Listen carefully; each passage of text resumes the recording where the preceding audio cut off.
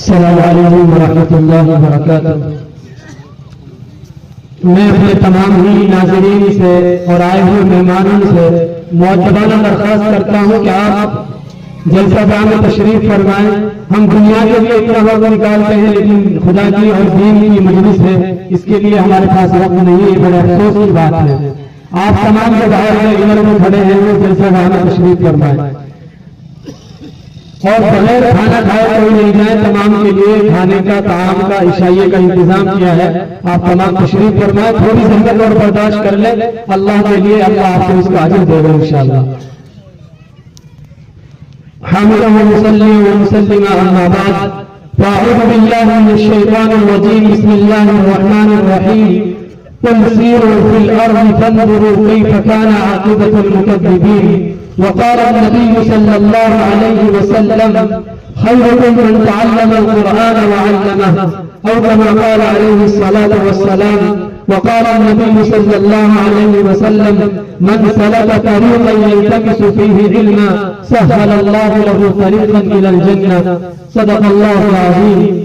میرے محترم ناظرین اور سامعین، میں اپنی گفتگو اور سفر ایران چونکہ 2 مہینوں پر مشتمل تھا اور اس کے لیے یہ وقت درکار نہیں ہے، لیکن میرے والد بزرگوار اور بڑے والد صاحب نے مجھے حکم دیا تو ان کے حکم کی فرما برداری کرتے ہوئے میں آپ کے سامنے کھڑا ہو گیا اور اپنے اس بات کا آغاز شیخ سعدی کے اس شعر سے کرتا ہوں کہ طلب کر بنے علم شد برق فرض، طلب کر بنے علم شد برق فرض، دیگر واجبست از پیش قطع عرض۔ اور اردو شاعری نے کیا یہ خوب کہا ہے کہ سیر کر دنیا کی غافل زندگانی پھر کہاں، سیر کر دنیا کی غافل زندگانی پھر کہاں، زندگی گر باقی رہی نوجوانی پھر کہاں۔ میرے دوستو، مختصر سفر اعلان کی وضاحت یہ ہے کہ الحمدللہ اللہ تبارک و تعالیٰ نے حضرت مولانا محمد حنیف صاحب اور ہمارے دادا ان کی برکت سے ہمیں ابتدا سے ہی قرآن کریم کی دولت اور اس کی نعمت سے نوازا ہے، جس کی بنا پر آج اللہ نے یہ عزت دی ہے کہ میں آج آپ کے سامنے کچھ ٹوٹے پھوٹے الفاظ بول رہا ہوں۔ اور اس وقت اگر میں شاعر کے یہ شعر نہ کہوں تو یہ ناانصافی ہوگی۔ وہ تھے محروم تعلیم سے مگر مجھ کو پڑھایا ہے، وہ تھے محروم تعلیم سے مگر مجھ کو پڑھایا ہے، پسینہ حد سے بڑھ کر بھی میری خاطر بہایا ہے، کھڑا رہتا ہوں شاہوں میں جو اپنا سر اٹھا کر میں، کھڑا رہتا ہوں شاہوں میں جو اپنا سر اٹھا کر میرے والدین نے مجھے آج اس قابل بنایا ہے۔ میرے بھائیوں، قرآن کریم کی نعمت سے آپ جانتے ہیں کہ دہلی کے اندر ایک ایران ایمبیسی ہے۔ ہر ملک کے اندر ایمبیسی ہوا کرتی ہے جہاں سے ویزے دیے جاتے ہیں۔ دہلی کے اندر سپریم کورٹ کے سامنے ایران کی ایمبیسی ہے۔ الحمدللہ ثم الحمدللہ اس بندے ناچیز کا اس ایمبیسی سے 4 اور 5 سال سے تعلق ہے، صرف قرآن کی بدولت۔ میں اس میں 4 مرتبہ قرآن پاک کے حصے میں شریک ہو چکا ہوں، پارٹیسپیٹ ہو چکا ہوں۔ اس کے علاوہ ایران کلچر ہاؤس میں ہر سال قرآن کریم کا کمپٹیشن ہوتا ہے، اور دوسرا پرسین لینگویج یعنی فارسی زبان کا کمپٹیشن ہوتا ہے، تیسرا تفسیر قرآن کا کمپٹیشن ہوتا ہے، چوتھا کیلی گرافی یعنی خطاطی کا کمپٹیشن ہوتا ہے۔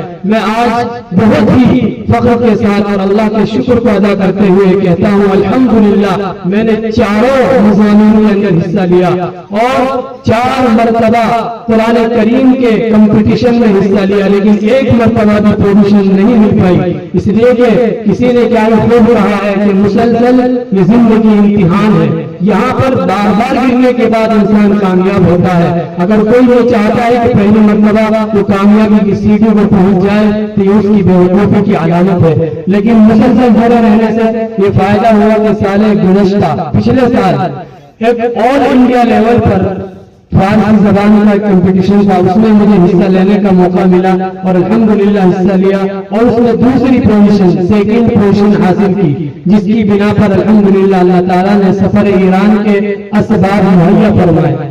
سفر ایران کے اندر ہمارے اور بہت سارے ساتھی جنہوں نے قرآن کمپٹیشن، فارسی کمپٹیشن، خطاطی کمپٹیشن، اسی طرح تفسیر کمپٹیشن میں اعلیٰ پوزیشن حاصل کی تھی، ان تمام کو چنا گیا۔ تقریباً ان کی تعداد 15 تھی۔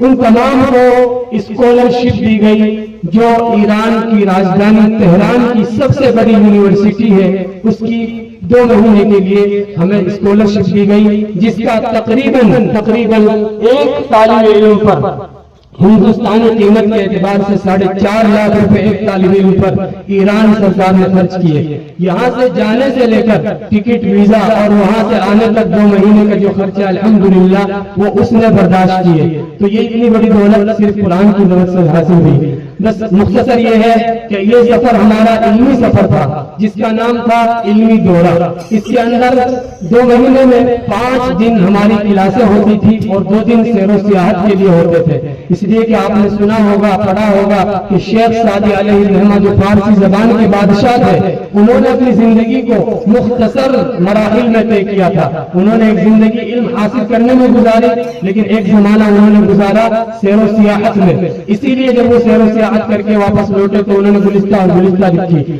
تو اس لیے 2 دن ہمارے سیر و سیاحت کے تھے۔ تو اس میں ہم نے فارسی زبان، عربی زبان، لحن و صوت یعنی قرآن کریم کو کس انداز سے پڑھنا ہے۔ ہمارے ہندوستان میں مختلف مدارس ہیں، گجرات میں، دیوبند میں، جہاں قرآن کو بہت اچھے انداز سے پڑھایا جاتا ہے، لیکن آپ جانتے ہوں گے اگر آپ کو قرآن کریم سے ذرہ برابر کا عشق ہوگا کہ دنیا میں سب سے اچھے انداز سے اگر قرآن کریم کو کہیں پڑھا گیا ہے تو وہ مصر میں پڑھا جاتا ہے، اس کے بعد اگر کہیں پڑھا جاتا ہے تو وہ ایران میں پڑھا جاتا ہے۔ تو الحمدللہ ایران کے مشہور اور بڑے قراء کے سامنے ہمیں شرط تلمذ حاصل ہوا اور قرآن کریم سے متعلق بہت ساری معلومات ہم نے ان سے حاصل کی۔ اسی طرح فارسی زبان جو ہمارے آج سے تقریباً 150-200 سال پہلے اور بلکہ 100 سال پہلے ہمارے ہندوستان کی ایک سرکاری زبان تھی جو بالکل ناپید ہو چکی ہے، اس زبان سے بھی ہمیں آشنائی کرائی گئی، اور بھی بہت سارے علوم تھے، اور ہم نے الحمدللہ بہت ساری جگہوں کی سیر و سیاحت کی، جس میں آپ نے نام سنا ہوگا بایزید بستامی۔ بایزید بستامی علیہ الرحمہ ایک بہت بڑی شخصیت تھی، سلطان العارفین، ان کی قبر پر جانے کا الحمدللہ شرف حاصل ہوا۔